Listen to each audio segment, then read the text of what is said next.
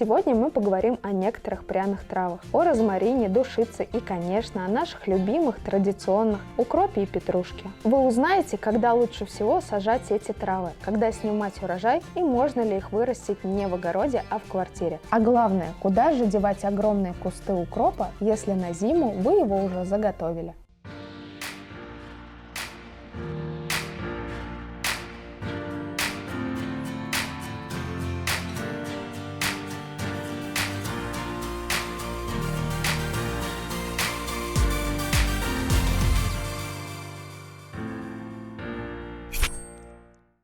Если почитать состав упаковки «Итальянские травы», то можно подумать, что это какие-то необычные травы – орегано, тимьян.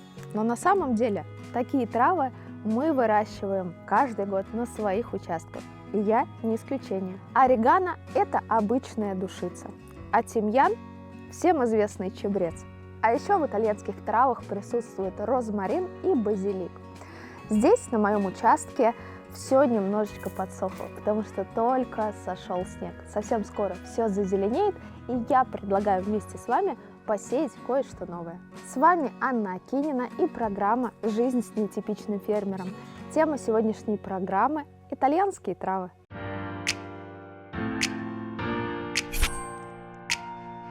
Сегодня необычные съемки, потому что к нам пришла весна. Я нахожусь на своем земельном участке, в своем маленьком уютном огороде. И как вы могли заметить, я в белых кроссовках. И это не постановочный кадр. Я действительно в своем огороде очень часто хожу в белых кроссовках. Ведь тут я создавала все именно так, как вижу в идеале. У меня высокие грядки, отцепные дорожки. На свои домики я подвязываю высокорослые помидоры и огурцы, а при необходимости накрываю их укрывным материалом. На этом участке я второй сезон. И с самого нуля я создавала свою мечту. Очень подробно делилась обо всем на своем YouTube-канале, поэтому можете найти меня в моих социальных сетях в поиске, набрав «Нетипичный фермер». Там я детально рассказывала о приподнятых грядках, их обустройстве, конечно, наполнении, покрытии. В общем, все нюансы вы можете увидеть на канале «Нетипичный фермер». Ну что, вернемся к нашим пряным травам. И, конечно, любой сезон мы начинаем с посева зелени. Ведь это культура, которая выдерживает небольшие заморозки и устойчива к холодным низким температурам. Я очень слежу за своим огородом, а еще больше я слежу за собой, чтобы я не перетрудилась.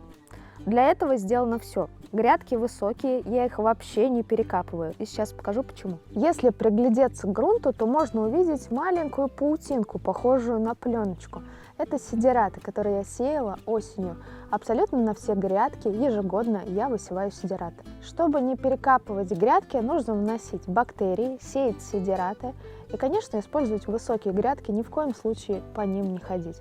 Летом, кстати, я не полю сорняки, потому что каждую свою грядку я мульчирую. Мульчирую черным укрывным материалом. Укрывной материал – это не бездумные траты. Укрывного материала мне хватает на 3-4 сезона. Зимой я его сворачиваю в рулончик, сею горчицу. В качестве сидиратов я люблю использовать горчицу. А летом разворачиваю рулон обратно. Сейчас еще холодно для основных культур. Их я буду высаживать примерно через 1,5 месяца. За эти 1,5 месяца я легко успею собрать урожай укропа и петрушки. Поэтому укрывной ждет своего часа, а с сидиратами мы сейчас легко расправимся. Заделаем их прямо в почву. Вы видите, насколько легкая и воздушная структура. Для чего тут лопата?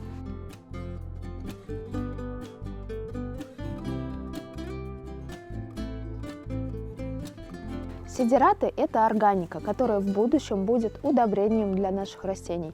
А чтобы получилось удобрение, которое растение усваивает, нужно в почву добавить бактерий. Бактерии не только перерабатывают нашу органику, они еще обеззараживают почву, и растения растут здоровыми и сильными. Помимо этого улучшается корнеобразование у растения, поэтому никогда не забывайте про шаг использование биофунгицидов или почвенных бактерий. Вы знаете, какие овощи содержат больше всего нитратов, в которых очень много влаги? Например, кабачки или арбузы. И также зелень набирает в себя очень много нитратов, поэтому будьте осторожны с подкормками. Отдельно зелень кормить не буду, но моя грядка хорошо заправлена с осени. И сейчас бактерии активируют все питание, которое было в почве. Биогрунт улучшает структуру почвы, примерно 50 мл на 10 литров воды. Это еще одно хорошее средство, чтобы не перекапывать. А биостимулятор будет улучшать вкусовые качества нашей зелени, а также повысит стрессоустойчивость у растения в наши низкие температуры. Добавляю в эту же лейку 50 мл на 10 литров воды. Бактерии лучше разводить в теплой воде, так они быстрее начнут работать. Если сею основные культуры, я сначала хорошенько проливаю почву. Но сейчас влаги очень много, так как только что сошел снег. И предварительно семена я посею, а поливать сверху буду бактериями. Все пряные травы лучше сажать рассадным способом. О базилике мы говорили в предыдущих сериях, а традиционную петрушку и укроп все-таки выращивать лучше в огороде. Летом зелень, конечно, очень ароматная. Из петрушки и укропа я выбираю укроп «Раннее чудо». Через 25 дней вы уже получите свой первый пучок зелени. И петрушку «Карнавал» и «Итальянский гигант». Казалось бы, ничего сложного, самая простая зелень, петрушка и укроп. Но столько дачников не могут вырастить хороший урожай. Все дело в семенах. Используйте качественные сорта и гибриды, и тогда ваша зелень взойдет очень быстро.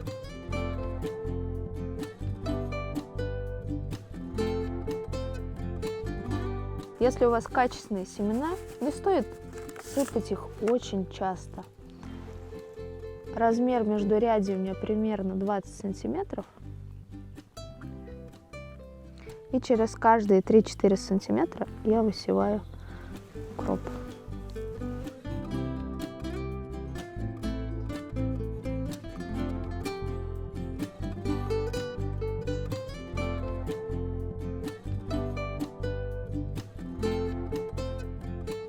Вы можете видеть, что предварительно я ничего не замачиваю, потому что уверена в качестве семян. Ну что, заделываем наши семена и ждем уже настоящего весеннего солнца, которое нагреет грунт, и наши семена тут же взойдут.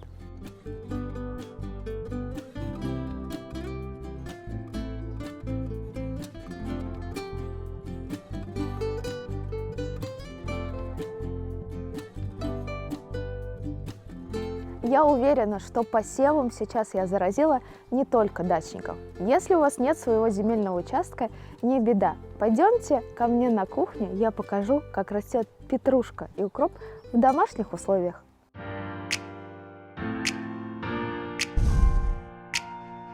Как же хорошо быть современной девушкой и получать такие шикарные букеты.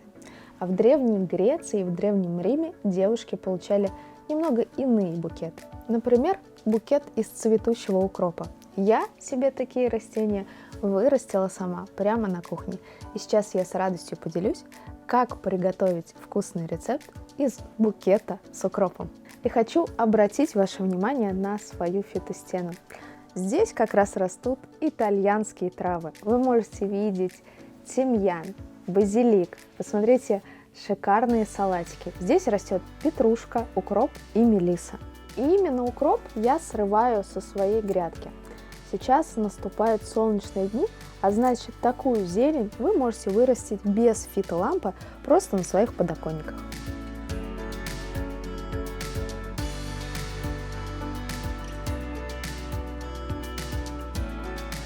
Для приготовления данного блюда, а блюдо лучше всего кушать на завтрак, нам понадобится хороший пучок укропа. Укроп отправляем в блендер, предварительно можно его не нарезать. Туда же отправляем 3 яйца. У меня домашние яйца от моих любимых курочек.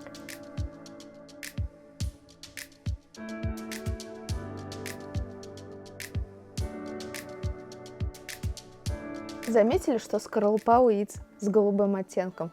Это куры порода Амирокван. Сюда же добавляем приблизительно 100 мл молока и тщательно взбиваем блендером.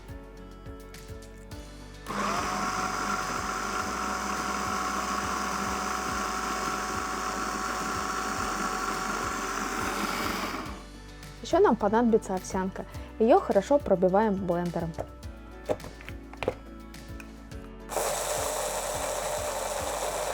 Слишком мелко перемалывать не стоит. Если останутся небольшие частички, ничего страшного, вы их в блюде не почувствуете. Добавляем овсянку к нашим яйцам.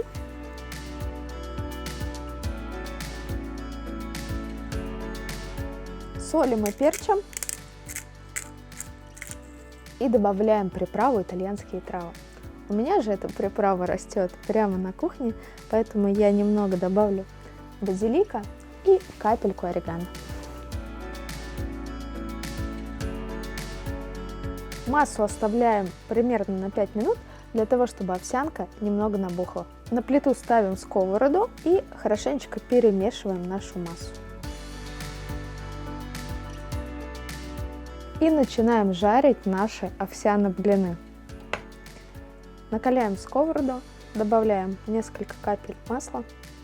Выкладываем нашу массу, приблизительно 2-3 столовых ложки, на маленькую сковороду и сразу разравниваем.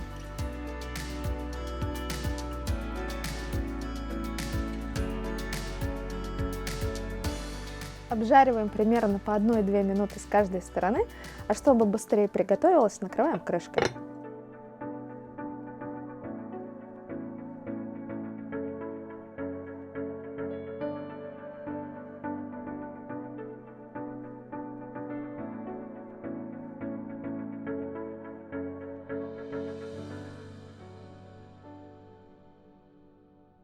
И дальше собираем нежнейший тортик. Кладем блинчик, смазываем его творожным сыром.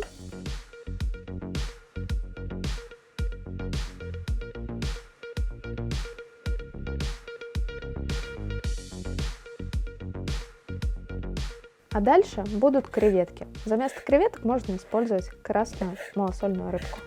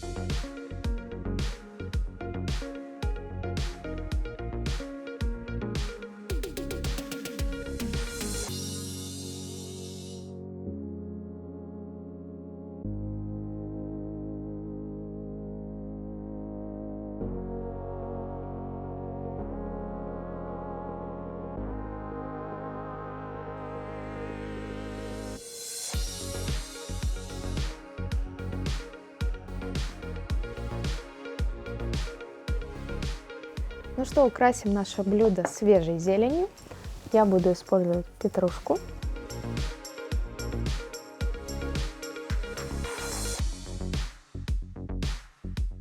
И несколько веточек базилика.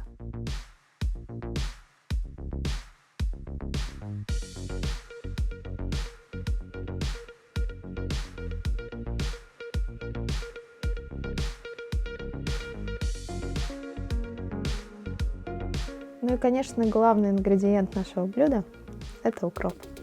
Приятного вам аппетита!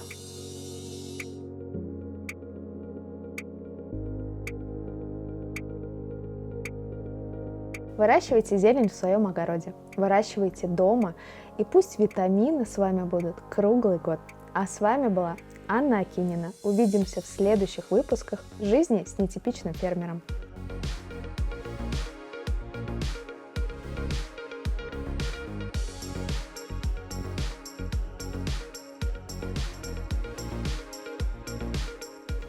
Вкусно!